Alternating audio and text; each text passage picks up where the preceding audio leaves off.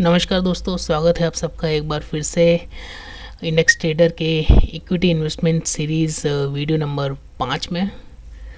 आज आज के स्टॉक को जानने से पहले आइए देख लेते हैं अब तक के जो स्टॉक्स मैंने दिए थे जुलाई के मंथ में, उनका परफॉर्मेंस कैसा रहा और कहाँ पे अभी वो स्टैंड करते हैं। तो सबसे पहले जो मैंने दिया था स्टॉक टाटा स्टील का 2 जुलाई को। टाटा स्टील का रिकमेंडेड बाय प्राइस 112 का था और करंट मार्केट प्राइस जो है वो 120.5 का चल रहा है। हालांकि हमारा जो शॉर्ट टर्म टारगेट है वो 125 का है, तो अभी भी हमें इंतज़ार है अपने शॉर्ट टर्म टारगेट अचीव होने का। और इसका मिड टर्म और लॉन्ग टर्म टारगेट भी अगर आप लॉन्ग टर्म इन्वेस्टमेंट का सोच रहे हैं तो ये मेरे रिकमेंडेड टारगेट्स हैं। उसके बाद GMR एयरपोर्ट इंफ्रास्ट्रक्चर जो कि मैंने अगले हफ्ते 8 जुलाई को दिया था, उसका रिकमेंडेड प्राइस था 44 का। करंट मार्केट प्राइस 50.65 का चल रहा है और हमारा शॉर्ट टर्म टारगेट हो चुका है अचीव। तो जिस किसी ने भी शॉर्ट टर्म के लिए लिया होगा उसको यकीनन एक अच्छा प्रॉफिट मिला होगा। हालांकि मिड टर्म और लॉन्ग टर्म के इन्वेस्टर्स जो हैं वो उसको होल्ड करके रखें। आने वाले समय में हम उसके जो वैल्यू है वो आगे की तरफ ही देखना पसंद करेंगे। तीसरा जो स्टॉक था वो शानदार तेज़ी के साथ 251 का एक हाई बना के 234 पे अभी ट्रेड कर रहा है, जो कि रिकमेंडेड था 212 पे RBL बैंक, जिसने हमारा शॉर्ट टर्म टारगेट तो अचीव किया ही, साथ साथ मिड टर्म टारगेट के लेवल्स भी 12-13 दिनों में उसने अचीव ऑलमोस्ट कर लिए थे। तो मिड टर्म टारगेट अभी भी 255 का बना हुआ है और लॉन्ग टर्म टारगेट इसका 400 प्लस है। और इसके साथ साथ चौथा जो इम्पोर्टेंट स्टॉक, पेनी स्टॉक जिसको आप कह सकते हैं, जो था रिकमेंडेड 19 पे, 2-3 दिन से इसकी गिरावट के बाद आज फ्राइडे को थोड़ा स्टेबल हुआ है और 18 पे वो ट्रेड कर रहा है। इसके शॉर्ट टर्म टारगेट 22 के हैं, मिड टर्म टारगेट 28 और लॉन्ग टर्म टारगेट 50 प्लस के हैं। तो फ़िलहाल के लिए हमारे जो भी मैंने रिकमेंडेशन दी थी वो अभी तक अच्छे परफॉर्म कर रहे हैं और उम्मीद है कि आने वाले समय में ये स्टॉक्स और अच्छा परफॉर्म करेंगे और हमें और अच्छे प्राइजेस को देखने को मिलेंगे। तो आइए बात कर लेते हैं आज के स्टॉक की। आज का स्टॉक ऑटोमोबाइल सेक्टर का एक पुराना नाम कह सकते हैं, पुराना एक स्टॉक है जो कि आपने शायद इसका नाम सुना होगा। हालांकि इसका नाम चेंज हो चुका है, इसका नाम अब हो चुका है संवर्धन मदरसन इंटरनेशनल लिमिटेड। इसका नाम पहले मदरसन सुमी था और इसमें जो एक ठहराव सा आ गया था बीच में, इसके कारण ये स्टॉक थोड़ा गिरता गया था।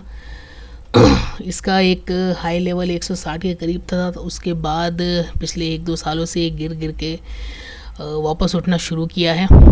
चाहे तो आप इसका ग्राफ देख सकते हैं। मदरसन सुमी 129-135 तक के लेवल जून 2021 में बनाने के बाद एक डाउन साइड मार्च के महीने में 62 रुपये का अगर आपने लिया होगा या लेने का सोचा होगा तो आपको प्रॉफिट होगा। बट कई व्यूअर्स के मेरे सवाल रहते हैं कि क्या अब इसमें इन्वेस्टमेंट करना चाहिए।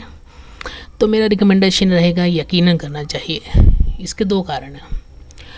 ऑटोमोबाइल सेक्टर का एक तो ये स्टॉक है और इसकी जो डिटेल्ड एनालिसिस मैं अभी आपको बताऊंगा, उसके बेसिस पे आपको ये रिकमेंडेड स्टॉक मैं आज ये देना चाहूँगा।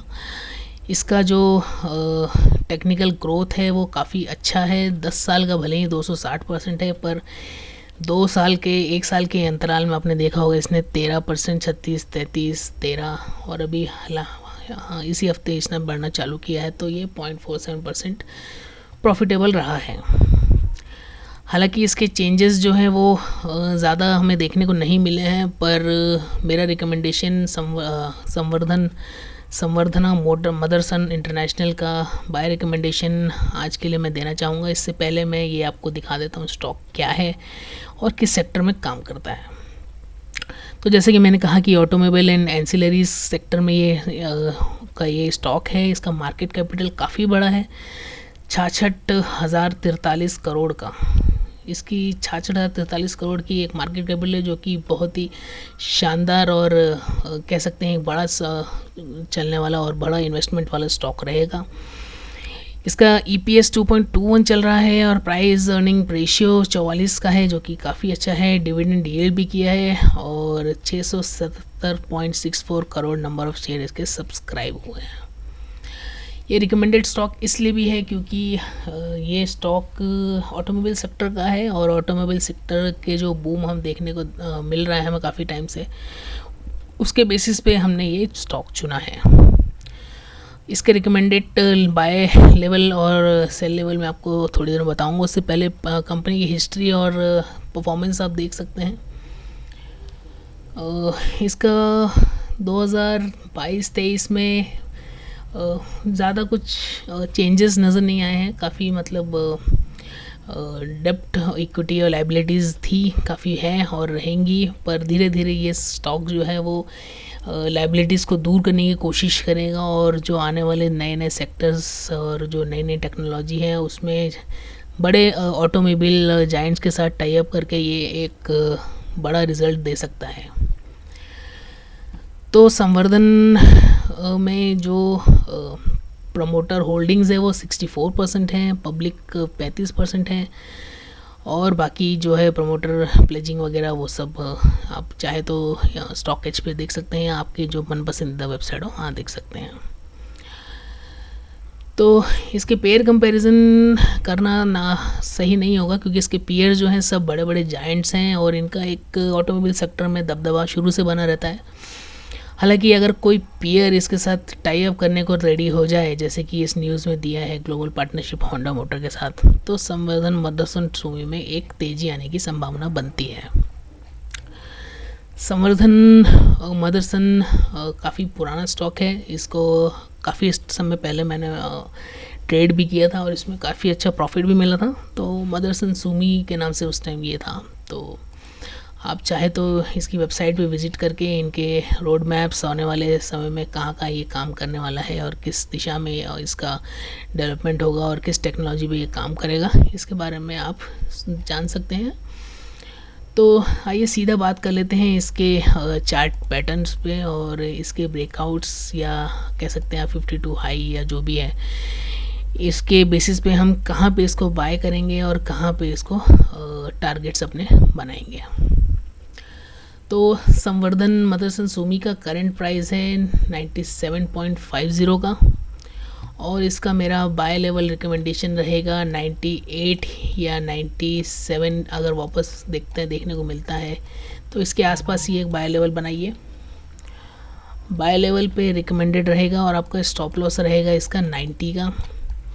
और इसके बाद इसके जो टारगेट्स हमारे हैं शॉर्ट टर्म, मिड टर्म और लॉन्ग टर्म, वो रहेंगे आने वाले समय में 97-98 का अगर आपका बाइंग है तो 105 से 110 का आपका शॉर्ट टर्म टारगेट रहेगा। ये रहेगा आपका 1 से 6 महीने के अंतर का।